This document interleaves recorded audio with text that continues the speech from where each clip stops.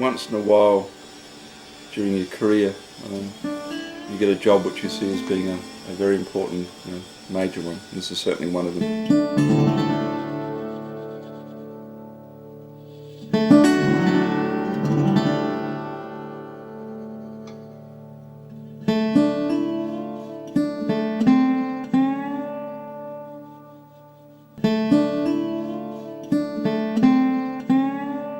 Early in 2004, South Australian artist Greg Johns was commissioned to produce 3 sculptures, plus an installation work comprised of 10 pieces to be installed in Ibiza, Spain.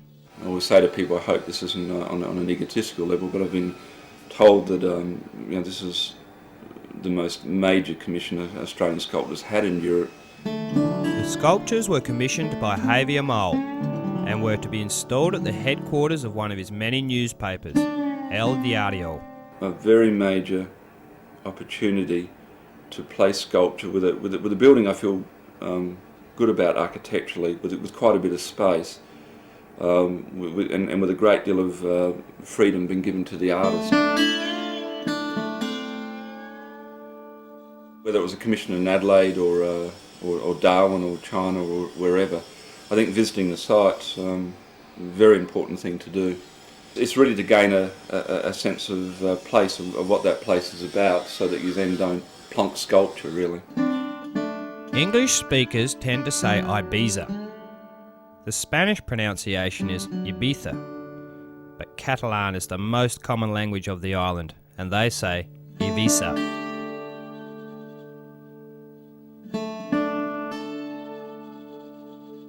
Greg and Dennis Miller of DeMille Engineering spent 5 days on the island. Ibiza is an incredibly interesting place. This tiny island attracts more than 1 million visitors a year. Many arrive on Learjets and yachts. The remainder get there via cheap package deals. Ibiza is world renowned as a centre for dance, hedonism and pleasure. Anything goes here. There's a tourist side to Ibiza, but the island has an amazing cultural depth to it, and that really attracted me the first time I went there. The Phoenicians were the first inhabitants of Ibiza. They later developed into the Carthaginian culture. A little central island that was in the middle of a tourist route, and as a result, it was invaded by, over the centuries, thousands of years. Just about everybody's invaded it, but given it an incredible sort of wealth. After viewing the site and getting a taste of Ibiza, Greg and Dennis returned to Adelaide. What happened from then was, a usual process of drawings. A lot of images collated from Ibiza, the stonework. Images about the sky, this figure descending from the sky, and you can just see here that at this stage I'm sort of playing around the sand pit, just tossing things around and trying to pull everything together.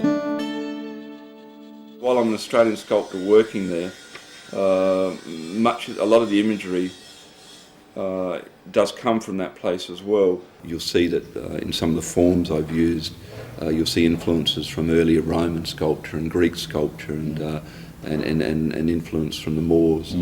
So again, a central theme for my work, in a way, I'm recognising this earlier work as still having a context for work that's made now. Some of the imagery here clearly is partly from Australia, but there's almost a hybrid sort of aspect going on, I think, with the final work. So you're drawing on those deep wells, and you're saying, well, Ibiza made that possible. Yeah. But I was quite determined that this work be made in Australia as well. The craft, Greg, for want of a better description, but unashamedly, the craft. You work with an engineering company at Lonsdale? And how does that work? How's the relationship? Was there a symbiosis there? Yeah, I've worked with DeMille Engineering now for about 20 years. and I think there's a real symbiosis now. That took time though to develop, particularly with Dennis Miller, who runs the company. I've worked with Dennis for 20 years. He knows exactly now the sort of finish I want on the sculptures, to get the edges quite beautifully made. Yeah. And I think he has an appreciation too of when something is finished and made properly. You know, it probably hasn't been something again so much in vogue again in the art world, and you don't have to go that way, but I still think there's something quite beautiful, something quite something that touches people when something is very well made and considered, and you can't actually fake it when in the end you can't sort of fake it. It's that's right. I like the Louis Bourgeois comment that it goes a bit more generally, but you know, good artwork is like a dog pissing outside your window. Yeah. You know exactly what it is when you hear it or see it.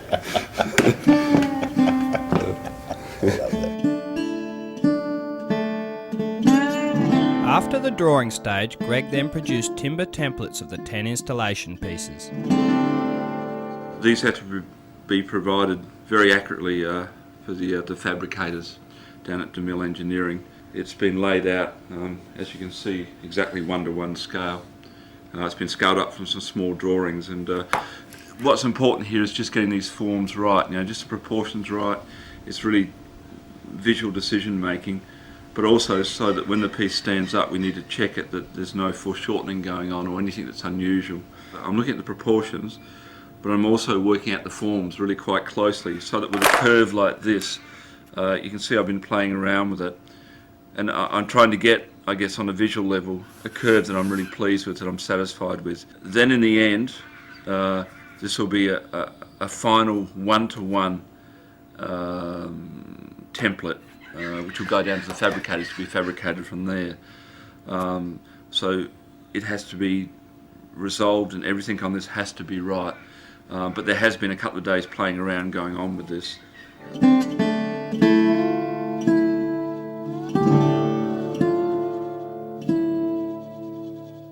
The templates were then delivered to the factory, where the boys from DeMille set about fabricating the installation pieces.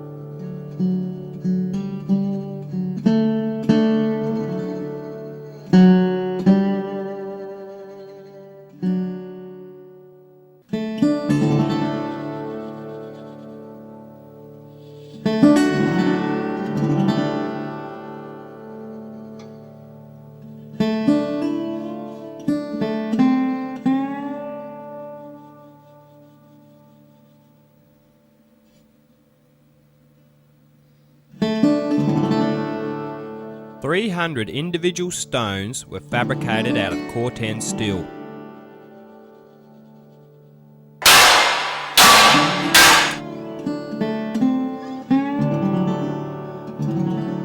I could have got fabricators in Spain to do it. It's got the Basque area has a very famous history of working with steel.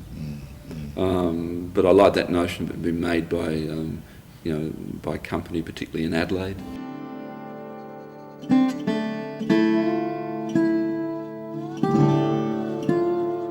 Leave this one flat. I think we'll start to bring these up a bit then. The stones became part of an installation piece and returning figure 2.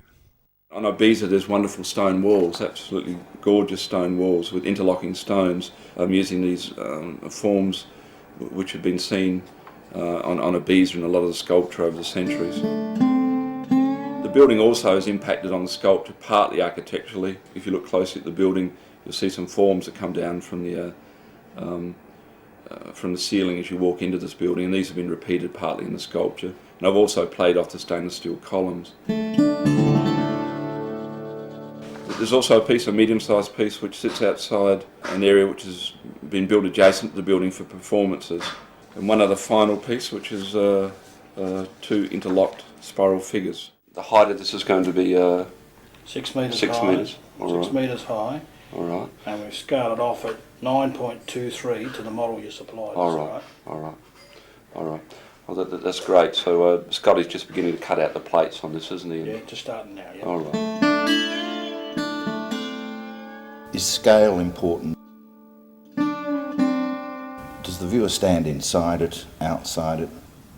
There's been criticism. It's been that these are, large monumental pieces. Now, one intention with the sculptures, in some ways, I think it's actually coming about more with sculpture right now, was that you were actually meant to be able to move inside the works, as you said. So then you actually become more involved with them. You're not necessarily looking from the outside in. You can actually get inside the pieces, so you haven't got that object that's sort of removed away from you.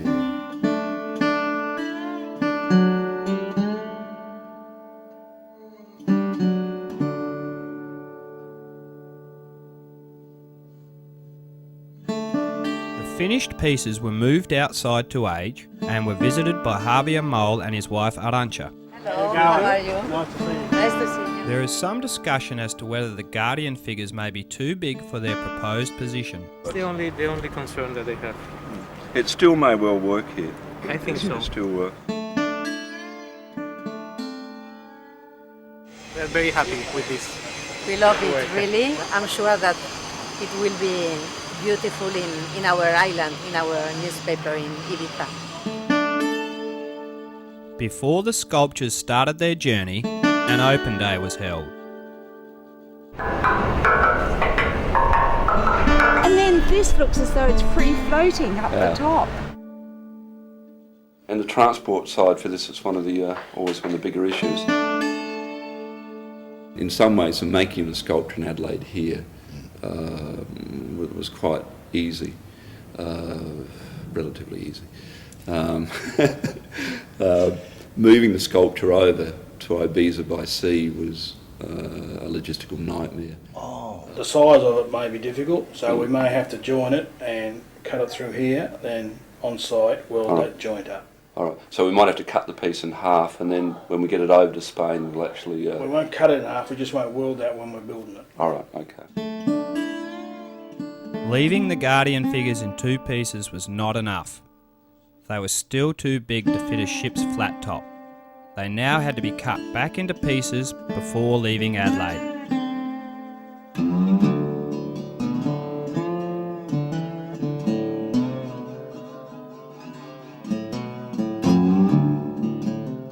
Been here in Ibiza a couple of days. A little bit worrying though, we've just got all the sculpture the whole way here, and there's a strike on unfortunately in Barcelona, so we're just waiting a little bit anxiously. Greg and Dennis met with the newspaper administrator, Luis Balbert. But we can do nothing. Yeah. Just perhaps small holidays.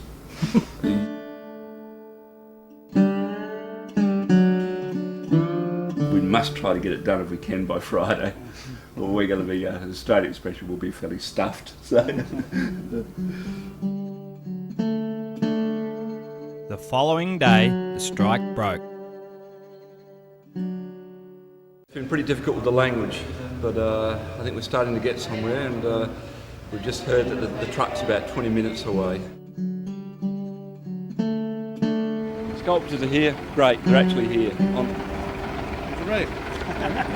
Right. A lot of work. A lot of work. See how big, to move this from Australia, it's a big job.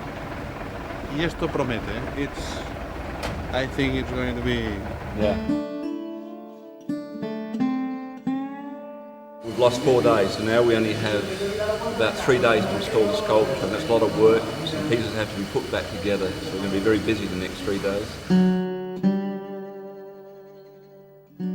Cut off the straps on the sculptures coming over. We just need the oxyacetylene now because moving the sculptures over from Australia, some are welded down. In the meantime, work commenced on the installation. And all the mounting for the sculptures is actually hidden beneath underground level. I've always done things this way.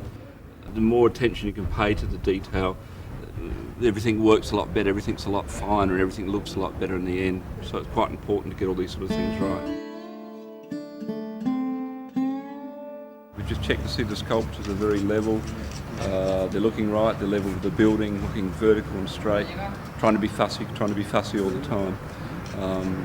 And so just ready now to weld the first sculpture into place on the base. So the first of another 12 to go after this. The oxy cutting equipment had now arrived, so it was back to the truck to collect the remaining pieces.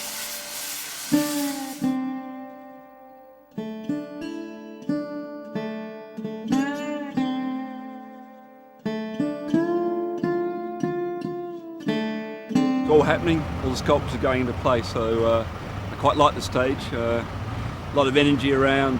I've got about 6 or 7 sculptures happening all at once. We've got 8 people working with us, so it's actually very exciting now. And I think through using, in this case, more of an installation work instead of one single form, I could draw on all those sort of references. In a way, I think the piece is another central theme for me for my work, is almost about the ghost in the machine. There are images there, almost protective images drawn from mythology. Really gone quite against the trend of what's happened in the art world. Issues of mythology, or what can be learnt from mythology, these issues have remained really quite central to my work. I think at this point in time too, where things are changing, we're in the midst of this huge technological change, I think actually the preservation of some of these notions is really quite critical now. Returning figure 2 piece just gone into place. Placed very, very carefully. As you drive along and past the building, at one stage you simply see the figure diving into the figure below, and it looks like it's just totally floating up in the air. And then you discover the stone figure as you move further around the sculpture. In the hills of Ibiza, the country in Ibiza, once you get outside the tourist area, there's some very special feeling to the place. So I've orientated the stone figure in this towards the hills, very specifically. Perhaps a male, female type imagery again, a returning figure, spirit sort of returning. I think the technological can coexist with these questions of spirit, but both need to be taken care of and looked after, and perhaps the questions of spirit haven't been looked after quite so much. That's good. I reckon that's good, because I reckon that's at the heart of the integrity of your work. And it's not because Greg Johns set out a project and said, well, I'm going to talk to the 21st century. Yeah. It's because you believe something. You believe something. Yeah, but there's It's big, not a very postmodern idea. No, well, I like the idea of the old gods still being alive, but there's nothing about mythology.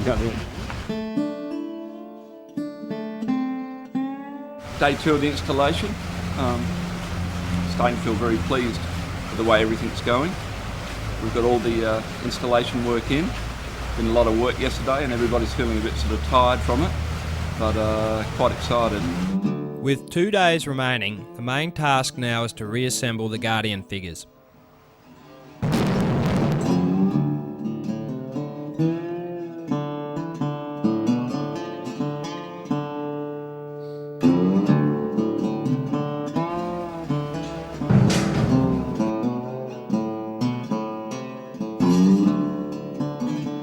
Clock, siesta time, and everything's very quiet. Everybody works really hard up to now, but now there's just dead silence, dead quiet till 3 o'clock, and everybody will be back and things will really take off again. It was time now to move the join pieces to their installation site.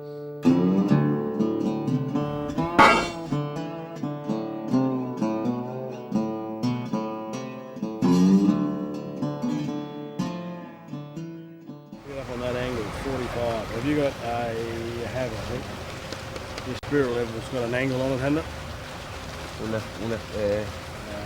Falsa escuadra. Yeah.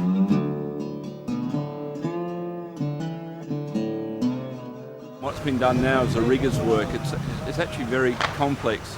The straps have to be placed just in the right place to lift up the curved shape we're now putting into position. The remainder of the day was spent moving the pieces back and forth, just trying to get them in the right position.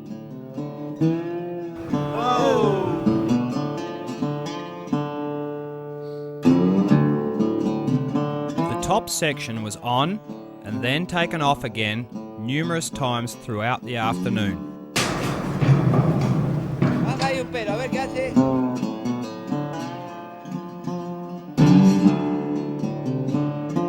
Day 3, as you can probably see, sculpture's slowly coming together now. It's been pretty hard with this piece to reassemble it on site. A lot of improvisation going on site, but we're just getting there slowly. We've only got today though to get everything finished because we leave tomorrow. So it's pretty close, but I think we're going to get there.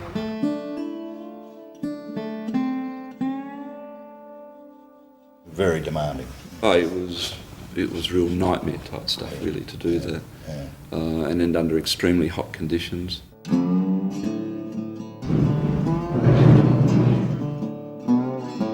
The morning was spent with the crew trying everything they could think of to get these two pieces together.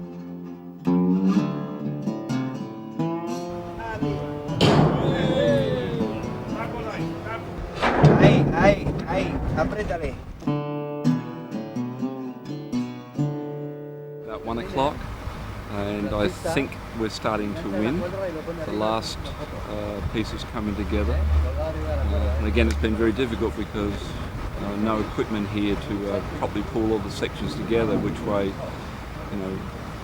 200 or 300 kilogram each.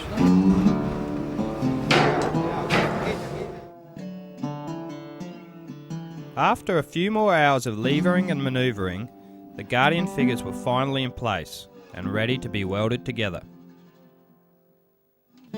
Greg's plane was departing Ibiza at midday the following day. Day 4, feeling relieved. Everybody, I think we're feeling pretty excited and everything's looking wonderful. 2 big spiral figures are just about finished. 2 guys here working on it, done great jobs, wonderful jobs.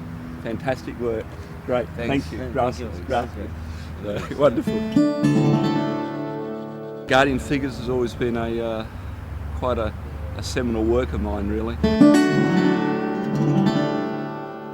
And I thought in relation to this commission that in relation to the mythology on the island, all of which I've responded to, and quite a lot of the historical mythology in Spain in general, this is sort of almost like a mother piece.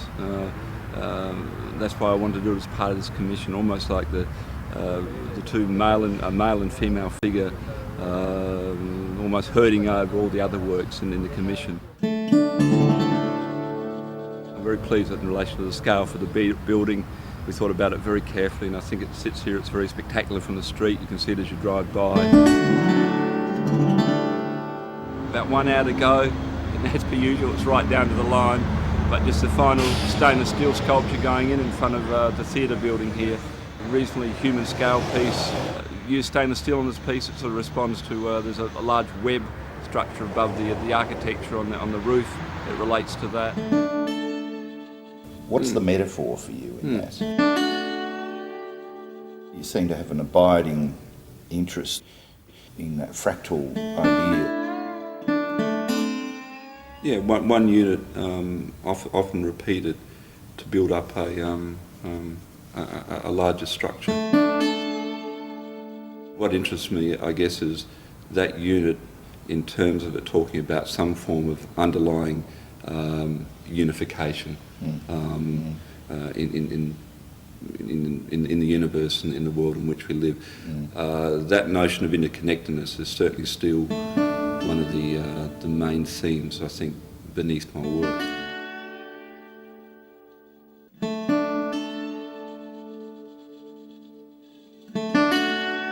With the commission now installed, it was time for Greg to depart Ibiza.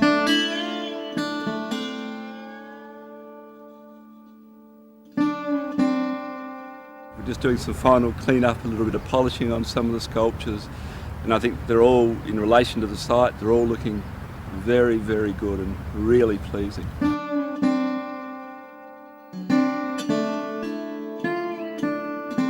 What do you want to give back to the community? Oh, that's a really interesting one. I mean, I still have a sort of central sort of hope that that the sculptures have some sort of presence where they somehow get across to people that we still live in this sort of interconnected world where we should consider ourselves to be interconnected and connected with other people and other places and look after them. Yeah. That would have been a hope for the sculpture from the beginning, and I still hope that that's there.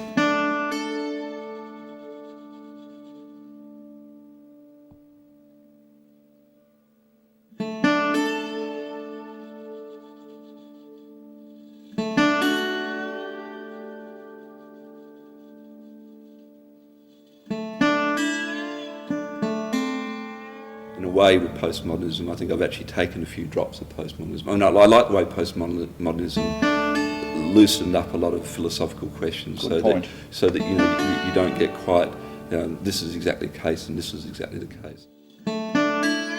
I think in terms of the philosophical issues, that I think notions of interconnectedness have a lot of strength to them. Funny enough, tied in with that, I'd say also the notion of things being slightly fuzzy has a lot of strength to it as well. And perhaps that was postmodernism's contribution.